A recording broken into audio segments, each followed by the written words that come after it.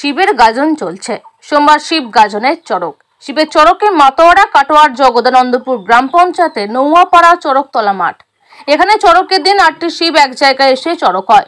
8টি শিব হলো কাটোয়া 2 নম্বর ব্লকের আখড়া গ্রামের শিব, বিষ্ণুপুর গ্রামের শিব, নৌয়াপাড়া গ্রামের শিব, কাটোয়া 1 নম্বর ব্লকের নলহাটি গ্রামের শিব, দাইহাট পৌরসভার পাইকপাড়া শিব, দাইহাটের হাড়িহাটের শিব, দাইহাটের ডাউসিংয়ের শিব, দাইহাটের বকুলতলা শিব।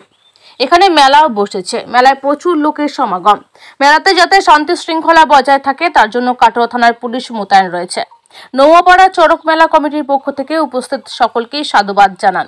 চড়ক মেলা পরিদর্শনে আসেন কাটোয়া 2 নম্বর পঞ্চায়েত সমিতির পূর্ত কর্মাধ্যক্ষ গৌতম ঘোষাল, জগদানন্দপুর অঞ্চল তৃণমূল কংগ্রেসের সভাপতি নিখিল রঞ্জন রায় সহ প্রমুখ। বাংলার একটা সংস্কৃতি হচ্ছে শিবগাজন।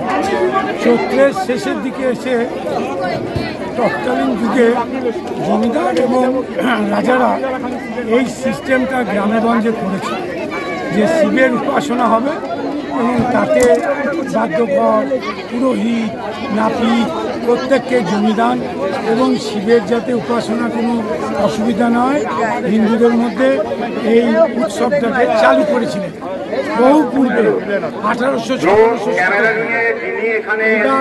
এই গাজনে বাংলা নানান রকম রোগ ব্যাধি মানুষের মনে আসে, যার জন্য চড়ক উৎসব হয়। একটা কাঠের উপরে মানুষকে বঁড়শি দিয়ে চড়কে চালানো হয় যাতে সেই কোনো রোগ বালাই তৎকালীন যুগে কঠিন অসুখ উজাড় হওয়া কি বলে কি রোগ কলেরা, যক্ষা এসবগুলো মুক্ত হয়। তার জন্য এই চড়ক উৎসব সকল ঠাকুর আসবে এখানে।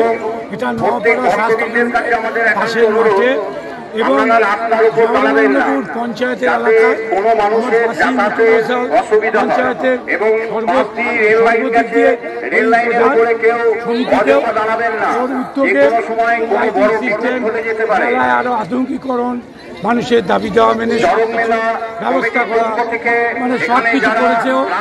আর এই মেলায় 8টা গ্রামের ঠাকুর আছে, ঠাকুর একত্রিত হয়, সিংহাসনে চলে, তারপর ঠাকুর আবার আস্তে আস্তে নিজের গ্রামে চলে যায়।